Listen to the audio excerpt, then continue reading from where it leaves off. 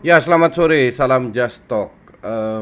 Gue mau bahas Real Madrid dan Arsenal, tapi kali ini tanpa subtitle. Mohon maaf sebelumnya karena waktu gue agak terbatas, jadi kalau mau dikirim ke Ardi lagi untuk bikin subtitle jadi kelamaan.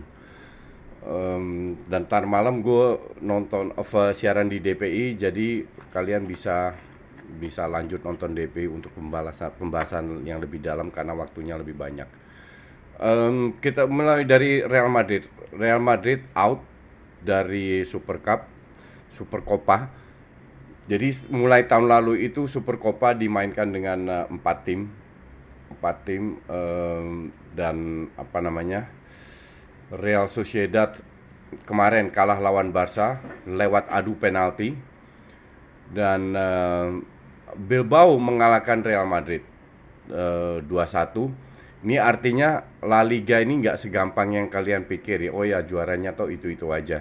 Kalau itu sih benar. Cuman untuk meraih ke sana mereka harus bekerja keras. Real Madrid ini dua match beruntun nggak menang. Kemarin seri, sebelumnya di La Liga seri dan sekarang kemarin kalah.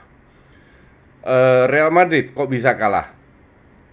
Ya kalau lihat golnya sih sebenarnya individual blunder ya, di finish dengan baik gol pertama. Yang gol kedua penalti itu gue nggak habis pikir Vasquez. Ini kan zamannya VAR. Lu jangan pegang orang kelihatan. Lu ngupil di pojok lapangan aja masih kelihatan gitu loh. Ngerti nggak? Jadi pelanggaran yang sama sekali nggak perlu, dan 2-0 lawan Bilbao ketinggalan itu nggak gampang untuk diuber kembali. Tapi 2-0 akhirnya Benzema cetak golnya keren, nggak offside. Terus satu gol offside dianulir. Cuman di samping itu agak sedikit kurang beruntung harus diakui bahwa Asensio terutama ya dapat berapa peluang, kalau nggak salah 2 kali 3 kali nyaris kena mistar tiang, dan itulah apa namanya, sebuah pertandingan. Lu kalau mau bener-bener meraih 3 poin, nggak bisa lu cuman bilang oh ya suek kena tiang atau apa, karena itu bisa terjadi dengan semua tim. You have to kill the game. Dengan pemain-pemain yang Madrid miliki sekarang itu nggak bisa, nggak konsisten, sama sekali tidak konsisten. Udah berkali-kali gue dengan catatan Bilbao itu nggak parkir bis loh. Biasanya kan Madrid kesulitan kalau ketemu tim yang parkir bis, dan kemarin nggak, karena memang Madrid lebih banyak pegang bola ya. Emang begitu, bukan berarti Bilbao parkir bis kan.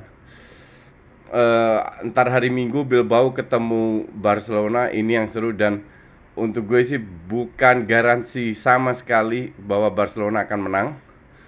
Walaupun Messi ikut, kemarin nggak ikut.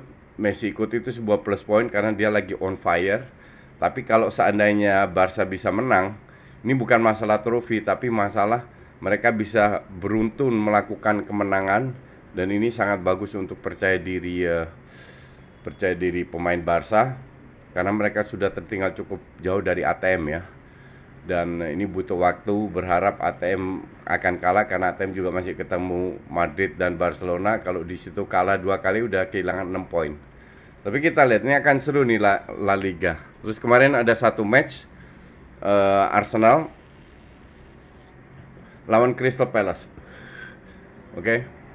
Kalau kita lihat Arsenal ini kan dengan awal yang sangat buruk, terpuruk, pelan-pelan bangkit. 5 match 4 kali menang. Oke. Termasuk satu di FA Cup. Ya, satu di FA Cup dan kemarin seri. Jadi 5 match 4 kali menang, sekali seri.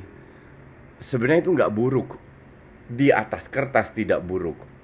Di atas kertas karena satu tim ini pemainnya mayoritas mediocre, kedalaman squadnya pun nggak bagus, apalagi ada beberapa yang cedera.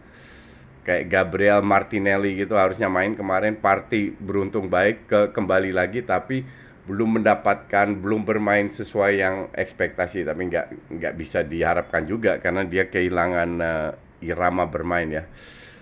Jadi secara skor is not that bad ya. Tapi gue kan nggak pernah mau bahas hanya skor. Kalau skor, kalian nonton live skor aja, di situ ada skornya. Yang gue mau bahas adalah bagaimana cara bermainnya. Oke. Babak pertama itu 15 menit pertama oke. 20 menit lah.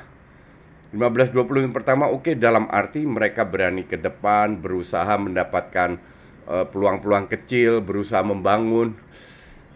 Tapi habis itu diambil alih sama Crystal Palace. Justru di babak pertama peluang besar itu dari Crystal Palace. Ya, peluang besar sekali, kalau nggak salah peluang besar.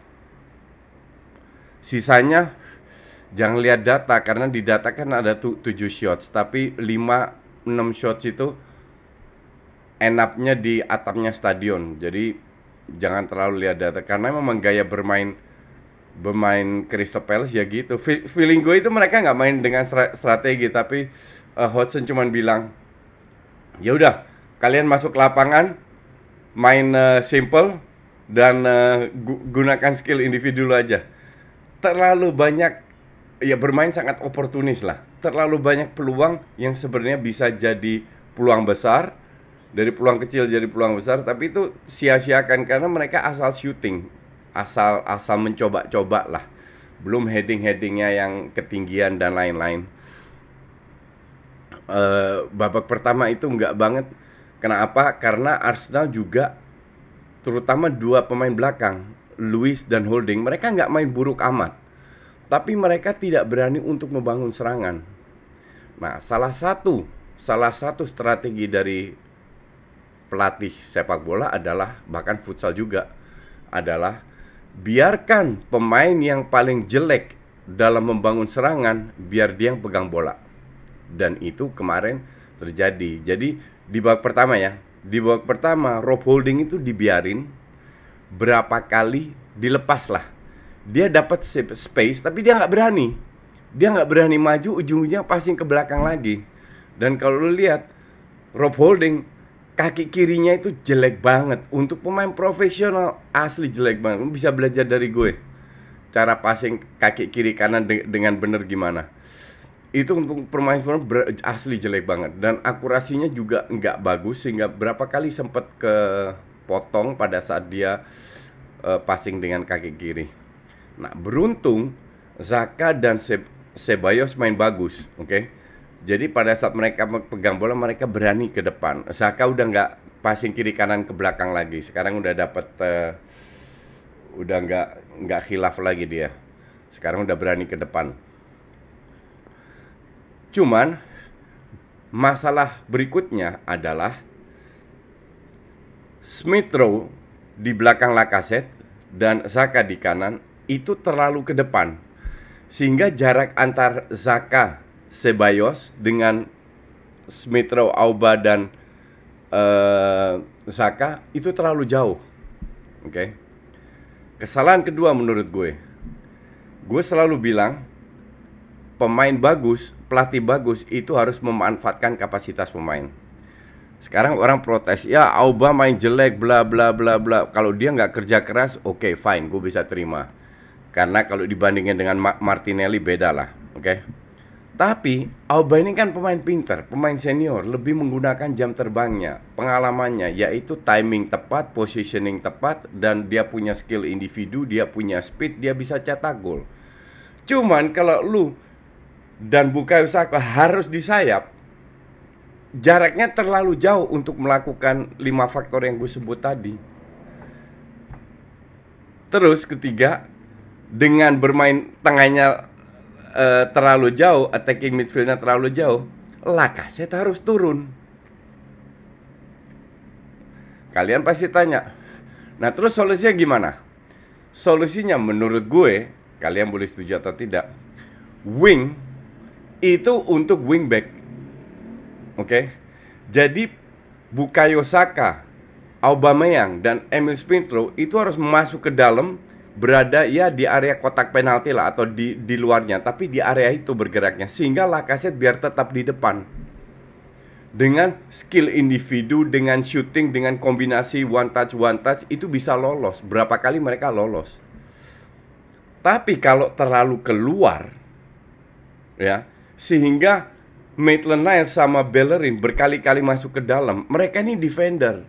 Kapasitas untuk membangun serangan tidak sebagus real penyerang. Nggak jelek, tapi tidak sebagus itu. Minimal Bellerin lebih bagus daripada Maitland-Niles lah. Jadi kalau gue jadi, ini kan dianalisa oleh Arteta dan timnya. Kalau gue jadi dari mereka, gue suruh lain kali kedua tim ini masuk ke dalam, biar sayapnya untuk wingback didukung sama Ceballos. Disitulah bisa melakukan kreativitas passing-passing dengan gaya Arsenal. Babak kedua main jauh lebih bagus. Kenapa? Karena lebih agresif.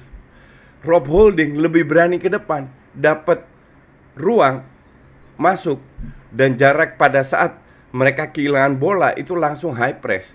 Jadi babak kedua definitely Arsenal unggul.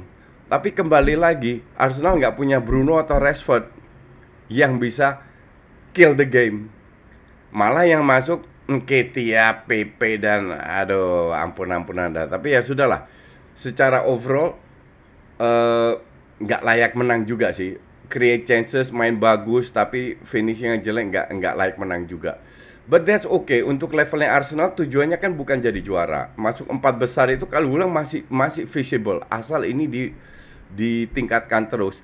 Nextnya ketemu Newcastle. Habis itu ketemu MU. MU itu 3 tahun jarang menang lah. Jadi kalau lihat rekornya bagusan Arsenal. Jadi ini pun juga peluang untuk Arsenal bisa menang. Martinelli udah balik, Gabriel udah balik, Partey udah on fire. Ya semoga tren ini diteruskan dilanjutkan terus sehingga mereka bisa bersaing lah di papan atas, dan itu sangat bisa karena sekarang jaraknya itu mepet banget tuh, 2 kali kalah udah drop ke bawah. Lihat aja Spurs. Oke, thanks for watching.